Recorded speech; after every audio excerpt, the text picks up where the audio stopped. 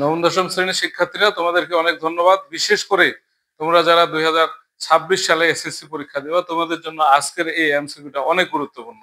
একটু মনোযোগ হলেই তোমরা বুঝতে পারবে।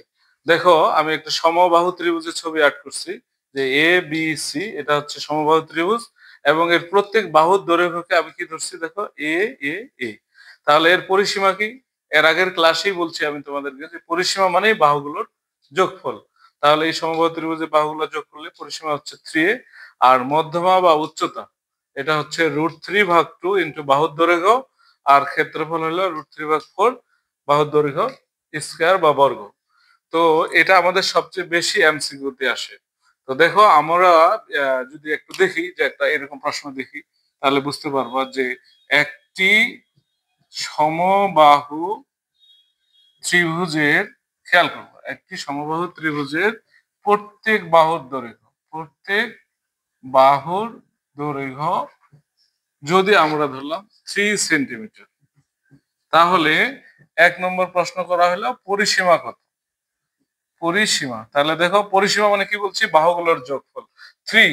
তার মানে এটাও 3 সেন্টিমিটার, এটাও 3, এটাও 3, তাহলে কত হচ্ছে 3 + 3 + 3, তাহলে দেখো 9 সেন্টিমিটার। কত সহজে আমরা পেয়ে গেলাম। এরপরে কি হচ্ছে, ডবল আই। এখানে দেওয়া হচ্ছে মধ্যমা বা উচ্চতা কত। মধ্যমা বা উচ্চতা, দেখো মধ্যমা বা উচ্চতা, তাহলে এখন হচ্ছে √3/2 ইন্টু বাহুর দৈর্ঘ্য।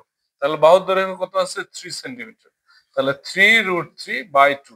আর একক যেটা থাকবে, যেমন এখানে সেমি দেওয়া আছে, তাহলে এখানে সেমি লিখে দিই, মিটার থাকলে মিটার লিখবে।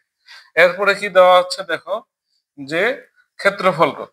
তাহলে কত সহজ, দেখো ক্ষেত্রফল √3/4 ইন্টু বাহুর দৈর্ঘ্য, এই যে বাহুর দৈর্ঘ্যের উপরে বর্গ।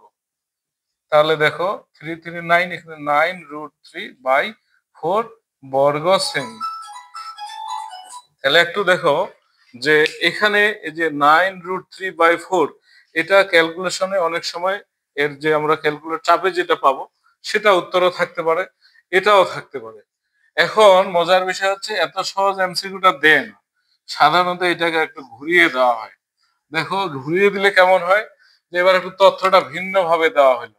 কেমন, যে একটি সমবাহু, খেয়াল করবো, ত্রিভুজের ক্ষেত্রফল, হ্যাঁ, ত্রিভুজের ক্ষেত্রফল দেখো 12√3 হলে, এবার তোমার কাছে প্রশ্ন করছে এর বাহুর দৈর্ঘ্য কত। বাহুর, দেখো বাহুর দৈর্ঘ্য কত, খেয়াল করো। তাহলে বাহুর দৈর্ঘ্য কত, কি দেওয়া আছে, একটি সমবাহু ত্রিভুজের ক্ষেত্রফল। এখন সমবাহু ত্রিভুজের ক্ষেত্রফলের সূত্র কি, যে √3/4, বাহুর দৈর্ঘ্য যদি এ ধরি, তাহলে a² ইকুয়াল এই যে ক্ষেত্রফল 12√3। এবার দেখো এমসিকিউ খুব সহজে আমরা ব্যাখ্যাটা করবো, যে দেখো √3 আর এখানে √3 লবে লবে মিলে গেছে, এটাকে আমরা বর্জন করে নিলাম, তাহলে কি থাকলো, a²/4 ইকুয়াল এখানে থাকলো 12। এবার এটা এ পাশে যাবে, দেখো তাহলে এটাতে লবহরের গুণ হবে, আর গুণ, তাহলে কি হবে, a² ইকুয়াল 4 কত হচ্ছে 48, তাহলে অতএব a ইকুয়াল √48। তাহলে এই √48 কে চাইলে আমরা কিন্তু ভাঙতেও পারি। সেটা কি, যে 4 আমরা 16 দিয়ে করতে পারি, 3 16 48, দেখো যে 16 ইন্টু 3, তাহলে দেখো 4√3। তাহলে বাহুর দৈর্ঘ্যটা কিন্তু আমাদের খুব সহজেই বের হয়ে গেল। এখন এই জায়গাটা কিন্তু পরিবর্তনশীল, এখানে যে 12√3 মানে আসবে এমন কোনো কথা নয়, এটা পরিবর্তন হতে পারে। মনে করো এই জায়গায় চলে আসলো যে 4√3, তাহলে কি হতে পারে দেখো, তাহলে 4√3 এখানে এই যে 12-র জায়গায় তুমি লিখবে এখানে 4, ঠিক আছে, এভাবে ক্যালকুলেশন করলেই খুব সহজেই বের হয়ে আসবে। তো দেখো আমরা কি করলাম, সেটা হচ্ছে ক্ষেত্রফল দেওয়া আছে, বাহুর দৈর্ঘ্য বের করলাম। আবার এমন হতে পারে পরিসীমা দেওয়া আছে, কি দেওয়া আছে, পরিসীমা দেওয়া আছে, যে একটা ত্রিভুজ আর্ট করছে, সমবাহু ত্রিভুজ, যে এ বি সি। এখন বলছে যে এর এর খেয়াল করো, এর বা এই ত্রিভুজটার পরিসীমা, খেয়াল করো এই ত্রিভুজের পরিসীমা মনে করো তোমাকে বলে দিছে 12 সেমি, 12 সেমি। এখন একই প্রশ্ন করছে যে এর এক বাহুর দৈর্ঘ্য কত, এক বাহুর দৈর্ঘ্য কত?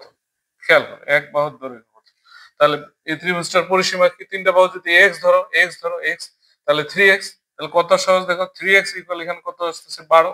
তাহলে অতএব এক্স ইকুয়াল হচ্ছে 3 4 12, 4 সেন্টিমিটার। 4, দেখো 4 সেন্টিমিটার। তাহলে বাহুর দৈর্ঘ্য আমরা পেয়ে গেলাম। একই ভাবে এবার আমাদের চাইতে পারে মধ্যমা কত। ঠিক আছে, মধ্যমা কত? তাহলে তোমরা মধ্যমা সূত্র জানো, √3/2 ইন্টু বাহুর দৈর্ঘ্য। বাহুর দৈর্ঘ্য এখানে আমরা পাইছি 4। এটা আবার ক্যালকুলেট করবো, করে তাহলে এখানে কত হচ্ছে, এটা মনে মনে ভাগ দিয়ে দিলে 2, তাহলে 2√3। তাহলে দেখো যে সমবাহু ত্রিভুজের বাহুর দৈর্ঘ্য থেকে ক্ষেত্রফল চাওয়া যাচ্ছে এবং মধ্যমা চাওয়া যাচ্ছে। আবার বিপরীত দিক থেকে ক্ষেত্রফল দেওয়া থাকলে বাহুর দৈর্ঘ্য বের করা যাবে, পরিসীমা বের করা যাবে। আবার পরিসীমা দেওয়া থাকলে বাহুর দৈর্ঘ্য বের করা যাবে, ক্ষেত্রফল বের করা যাবে। অর্থাৎ এই ধরনের যে বিভিন্ন এমসিকিউ আছে, তোমরা এগুলা নিয়ে চর্চা করবা এবং এই ক্লাসটাকে যদি খুব মনোযোগ দিয়ে ফলো করো, তাহলে এই ধরনের এমসিকিউ গুলো তোমাদের খুব সহজেই সমাধান হয়ে যাবে। তোমাদেরকে সবাইকে অসংখ্য ধন্যবাদ। আমার চ্যানেলটাকে বেশি বেশি সাবস্ক্রাইব করবা। এ পর্যন্ত।